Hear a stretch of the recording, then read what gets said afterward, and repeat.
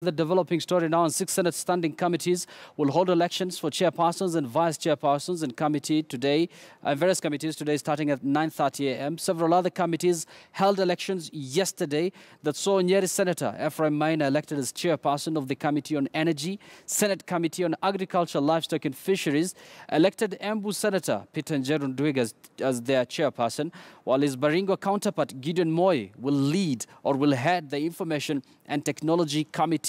Now, the Senate Committee on Health elected Trans Nzoia County Senator Michael Malingo Mbito as their chair. Among the committees electing their chairs today is the all-important, all-powerful County Public Accounts and Investment Committee, whose chair must come from the minority party in the House, that is NASA. Now, just to tell us more on what is happening in the Parliament buildings, we're now joined by our senior parliamentary reporter, Patrick Amimo. Amimo, good morning, and what more can you tell us?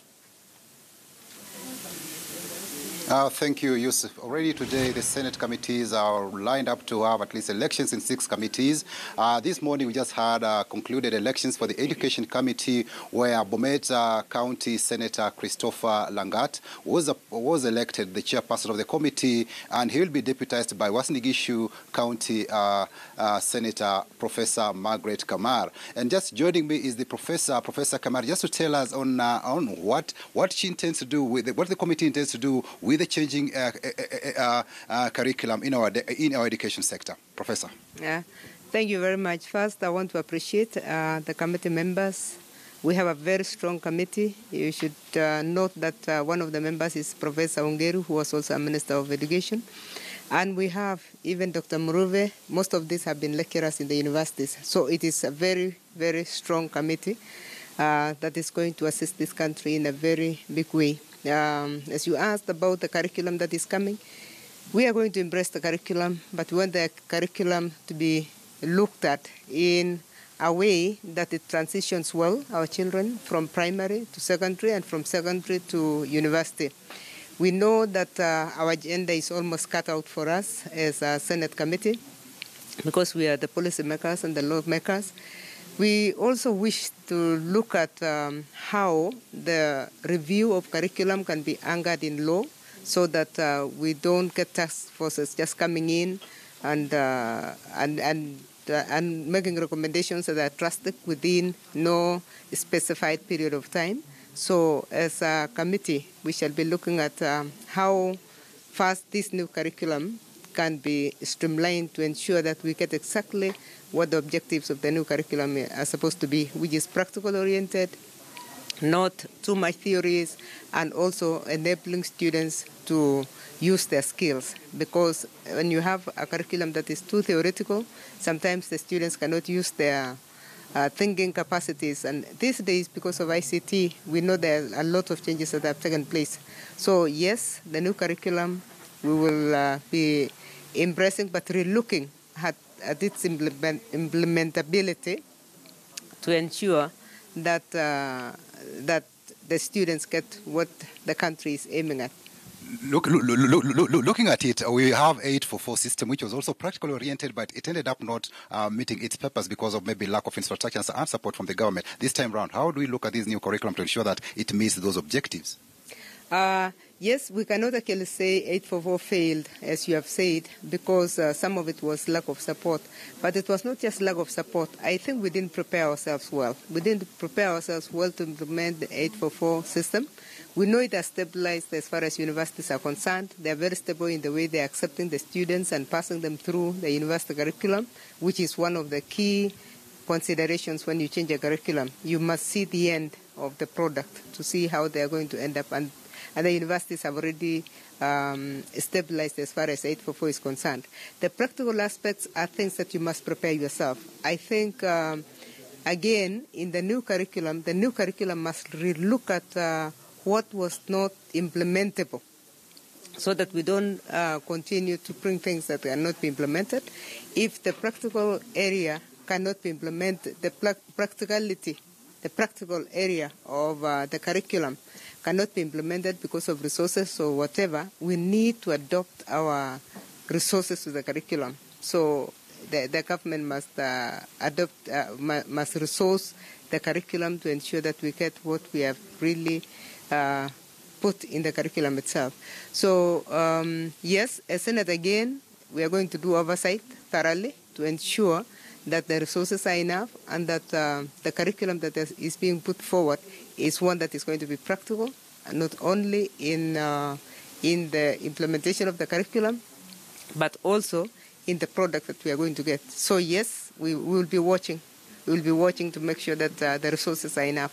Thank you, Professor. That's Professor Margaret Kamara, just trying to share with us on matters education and the changing curriculum. And just before I go, joining me is Dr. Gertrude Masuruve, who is a person with disability, and just to share her views with regard to the new education curriculum. Dr. Thank you very much, even for this opportunity, and even for this interview to actually talk about the new curriculum with regard to disability. Now, I want to say that it is good that I'm in the Education Committee, and as a senator with disability, I'll be very much concerned to know what is it in the new curriculum that will actually help children with disabilities. Now, children with disabilities have been performing very, very poorly in the past, and we find that because of their poor performance, they end up not getting jobs, and eventually they languish in poverty. But even in the new curriculum, as you do our oversight role, I would be interested in knowing as a senator, what is the content like?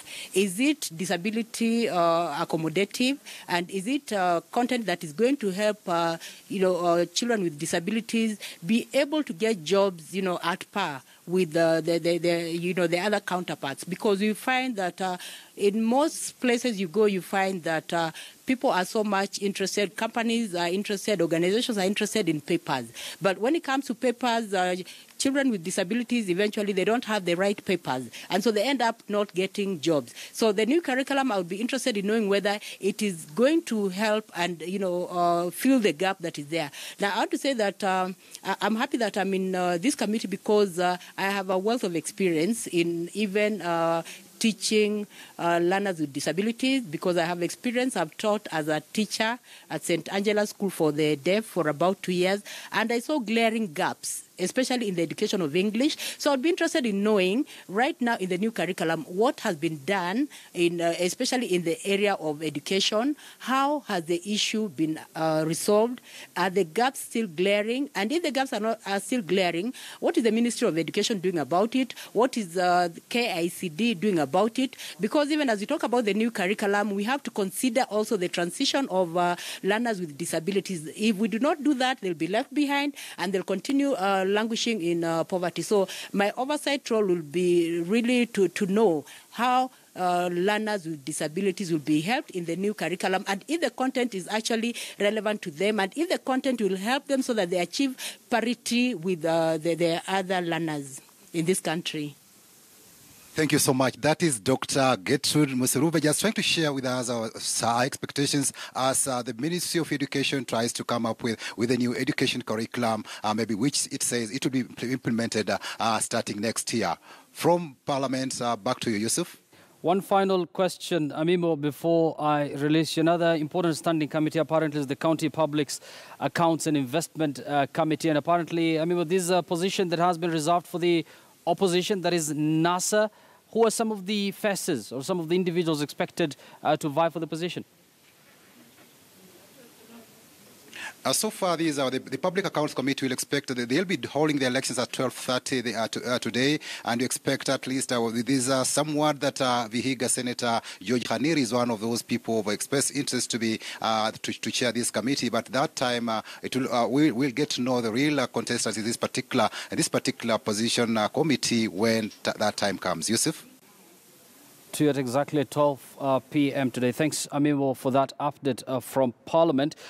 Just to brief you on how the elections transpired today, Bomet County Senator Christopher Langat has been elected unopposed as chairperson of the Senate Education Committee. Was Gishu County Senator Professor Margaret Kamara, who was just interviewed by Amimo there, was elected the committee's vice chairperson, and the duo have promised to fully support the new education curriculum, an issue of concern there. And of course, this is something, the curriculum was rolled out partially by the Ministry of Education. Now,